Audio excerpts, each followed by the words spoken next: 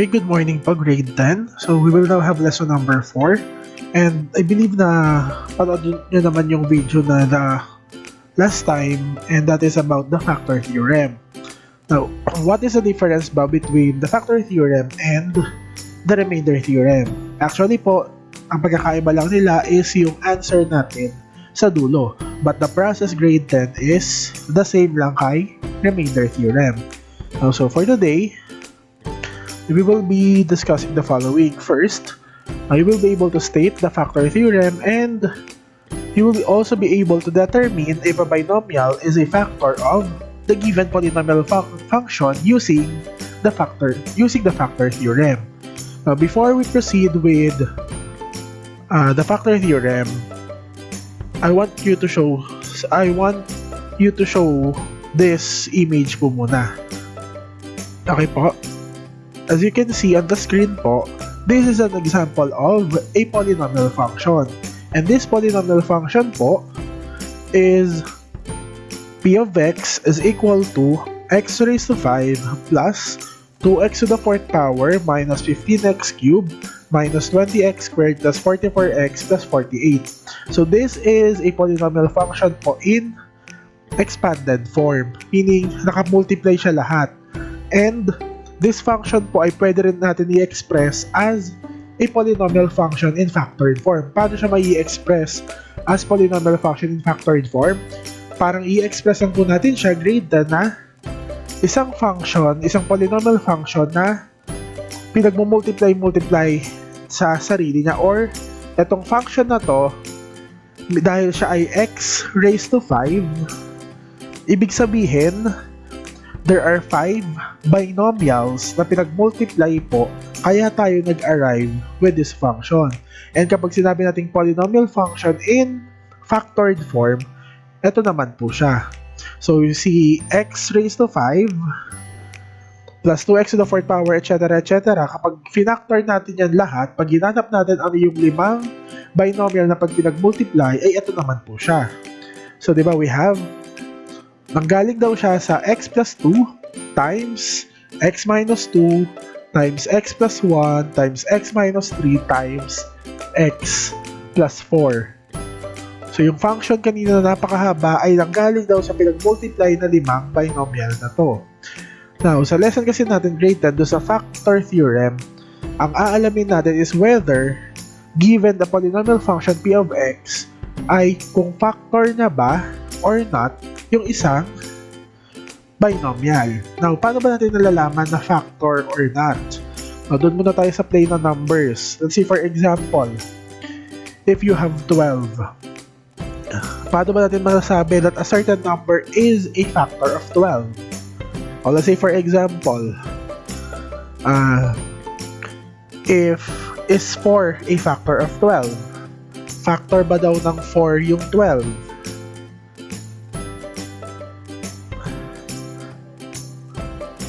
Factor ba daw ng 4 yung 12?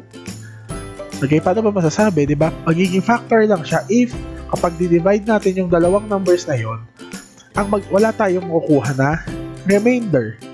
So, is 12 divisible by 4? Pwede ba natin i-divide ang 12 sa 4? So, the answer is yes. So, therefore, kasi di ba 12 divided by 4 is 3. So, therefore, 4 is a factor of 12. Another one. Let's say you have 144. Now, is 12 a factor of 144? Pwede ba daw i-divide? Wala ba daw makukuha ang remainder kapag i-divide natin yung 144 sa 12? Well, the answer is yes. So, therefore, 12 is a factor of 144. Paano naman kapag ganito? Let's say if you have is 4 a factor of 25. Factor ba daw ng 25 yung 4? O kapag ba divide natin yung 25 sa 4, wala ba tayong makukuha na remainder? The answer is meron. Magkakaroon po tayo ng remainder na 1. So therefore, 5 is not a factor of 4 rather is not a factor of 25. So ganun din po pagdating sa polynomial functions. Malalaman natin or masasabi natin na factor ang isang binomial ng isang polynomial function if kapag dinivide natin yung dalawang polynomial na yon, the remainder will be 0. Okay po, let's have the factor theorem. So the factor theorem states that x minus c, this is the given binomial, is a factor of p of x, the polynomial function, if the remainder when p of x divided by x minus c is 0, or kapag yung nakuha nating answer kapag nag-substitute tayo ng value ng c doon kay polynomial function ay 0. Now, katulad po kay remainder theorem, the same process lang po yung gagawin natin. Let's have this example po. For example number 1, we have p of x is equal to 5x cubed plus 2x plus 47. Then the given binomial is x minus x plus 2. So in this example, kailangan na natin malaman whether si x plus 2 ay factor ba daw nito. So inaalam natin kung ito ay isang factor. Now, katulad nga kay remainder theorem, 'di ba, magiging factor lang daw siya. Sabi kay factor theorem pala, magiging factor lang daw si x plus 2 if ang maging answer kapag sinubstitute natin to kay p of x ay 0. So katulad again kay remainder theorem yung process. Unang gagawin, si x plus 2 yung given binomial equate sa 0. So x plus 2 equate to 0. Then ilipat natin sa kabila yung positive 2. So we will have the value of x na negative 2. So si negative 2, yung isa-substitute natin sa lahat ng variable na x nung given na polynomial function. Okay pa, substitute po natin. So again, we have the function na p of x is equal to 5x cubed plus 2x plus 47. Then again, yung value daw ng x natin kanina ay negative 2. So lahat ng x ay papalitan natin ng negative 2. So we will have 5 times negative 2 squared, a cube, plus 2 times negative 2 plus 47. Next, following the PEMDAS rule, simplify muna natin lahat ng exponent. So we will have 5 times, again, when there is a negative number raised to an exponent, sa calculator po dapat ay naka-enclose siya ng parentheses. So negative 2 raised to 3 is negative 8. So we have 5 times negative 8. Since wala na namang may exponent, so kopyahin na lang natin yung kasunod. So 2 times negative 2 plus 47. Next, multiply kasi yun na naman yung susunod na operation. So we will have 5 times negative 8 is negative 40. Then 2 times negative 2 is negative 4. So plus negative 4 plus 47. Then addition or subtraction na lang. So we will have negative 40 plus negative 4 plus 47. So that is equal to what? That is equal to positive 3. So since sabi kay remainder theorem, di ba, yung nakukuha daw natin na number dito is the remainder, at since may nakuha tayo dito na 3, since meron tayo ditong nakuha na 3 na number at hindi siya naging equal to 0, so therefore si x plus 2, is it a factor or not?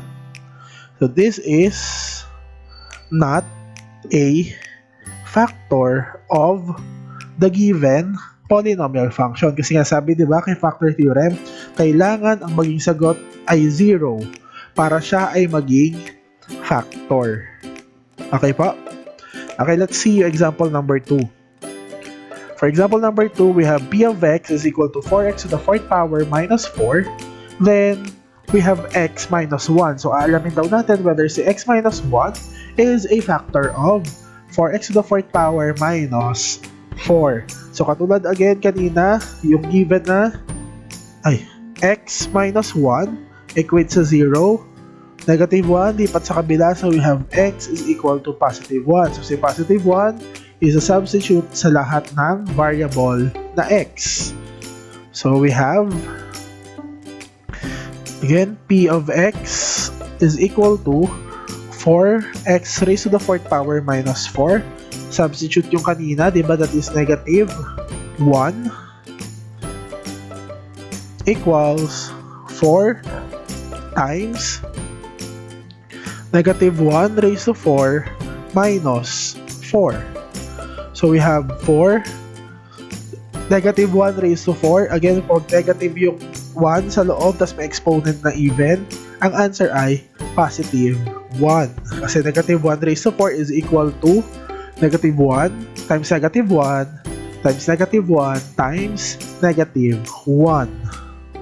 Kaya siya ang answer is positive 1. 4 times 1 is 4 minus 4 equals 0. So, ibig sabihin, yung value ay 0. Or ibig sabihin yan, the remainder is 0. Walang remainder. And since there is no remainder, by the factor theorem, we can say that si x plus 1 is a factor of p of x is equal to 4x to the 4th power minus 4. So kapag pinag-divide natin yung dalawang yan, ang magiging or wala tayong makukuhang remainder. Okay po, again ha, magiging factor lang siya if there is no remainder or kapag 0 yung makuha natin na answer. Okay, let's have example number 3. Medyo mahaba-haba. We have b of x is equal to x raised to 5 minus 3x to the 4th power minus 2x cubed plus 4x squared plus 12x plus 3.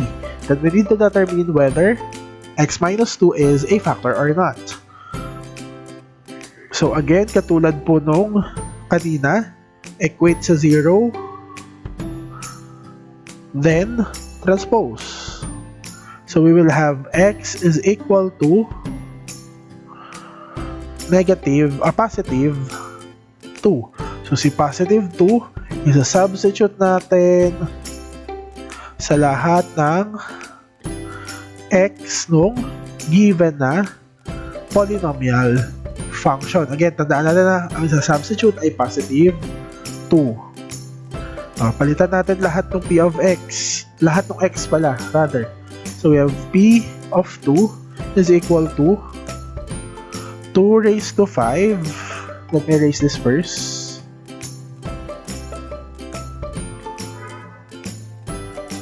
Okay, balik ko na po sa pen muna.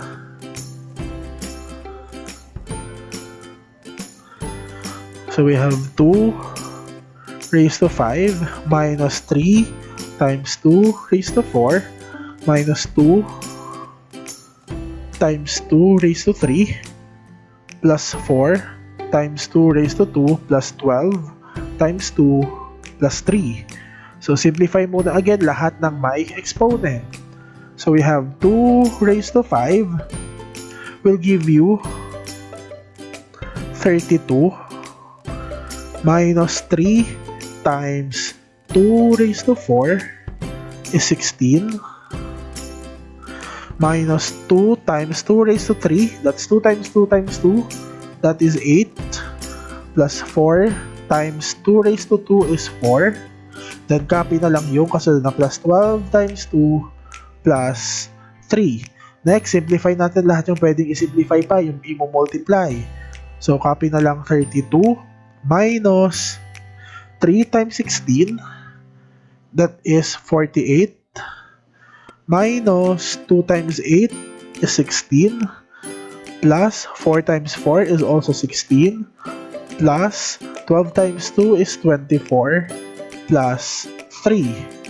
Next, simplify na lang natin yung mahabang yan. So we have 32 minus 48 minus 16 plus 16 plus 24 plus 3. So the answer is 11. And that means ang magiging remainder niyan ay 11. Kapag dinivide natin si x raised to 5 minus 3x raised to 4 minus 2x cubed plus 4x to the second power plus 12x plus 3 kay x minus 2. And since meron tayong nakuha na remainder, so therefore, si x minus 2 is a factor or not? It is not a factor. Kasi nga, bakit siya hindi siya factor? Kasi nga may nakuha tayong remainder. Hindi nag-zero yung remainder. Okay po? Let's have example number 4. Ito yung katulad ng isang araw. Diba? We have p of x is equal to x raised to 20 plus 1, x raised to 2020 plus 1, then the given binomial is x plus 1. So katulad po ulit kanina, dito tayo po, paulit-ulit ko na po sinasabi, we have x plus 1 equate to 0 or just invert the sign na lang. So x is negative 1. So we need to determine whether it is a factor or not. Kung factor or not ba si x plus 1. Okay po, so substitute natin si negative 1. So we have, again, p of x is equal to x raised to 2020 plus 1 equals negative 1 raised to 2020 plus 1. So this will be, again, kapag yung negative 1 ay ni-raise sa even exponent, again, pag si negative 1 ay mayroong even na exponent, ano ang sagot? Positive 1. Kapag si negative 1 ay mayroong odd number na exponent, ang magiging sagot ay negative 1. So since ito ay even number sa 2020, so therefore ang sagot ay 1. Then 1 plus 1 equals 2. So therefore, si p of negative 1 or c x plus 1 is not a factor pa rin kasi nga meron tayong nakuha na remainder. Now, let's have example number 5. Tingnan natin kung ito ay magiging factor na. So we have p of x is equal to x raised to 2020 minus 1, then x plus 1 pa rin po yung given na binomial. So obviously, invert na lang natin yung sign. Ano ba yung kabaliktaran ng sign ng positive 1? Diba? That is x equals negative 1. So si negative 1 yung isa substitute. So we will have, again, p of x equals x raised to 2020 minus 1. So substitute. This is negative 1. Tama. Negative 1 equals negative 1 raised to 2020 minus 1 equals negative 1 raised to 2020. This is positive 1 minus 1 equals 0. And obviously, since the value is 0, so therefore, wala tayong nakuhang remainder, and since wala siyang remainder, we can say that x plus 1 is a factor of the given polynomial function p of x is equal to x raised to 2020 minus 1. So again po, grade 10. Ang sinasabi lang po ni factor theorem is nagiging factor ang isang given binomial if yung makukuha nating value at the end kapag nag-substitute tayo ng given x nung binomial ay 0. So kapag nag-0 yung answer sa dulo, therefore it is a factor. Kapag yung sa dulo na magiging answer natin is not equal to 0 or hindi siya maging 0, so therefore it is not a factor. Okay, grade 10, that is lesson number 4. It is about the factor theorem. So the activities po ay makikita sa Aralinks po. So log in po to your Aralinks account and do the activity. Drag and drop lang po yung activity na nandoon. Tomorrow po yung isang activity yung ipapagawa ko po. Then, on Friday po, we will have quiz number 1, which is about the remainder theorem and the factor theorem. Okay po, thank you po grade 10.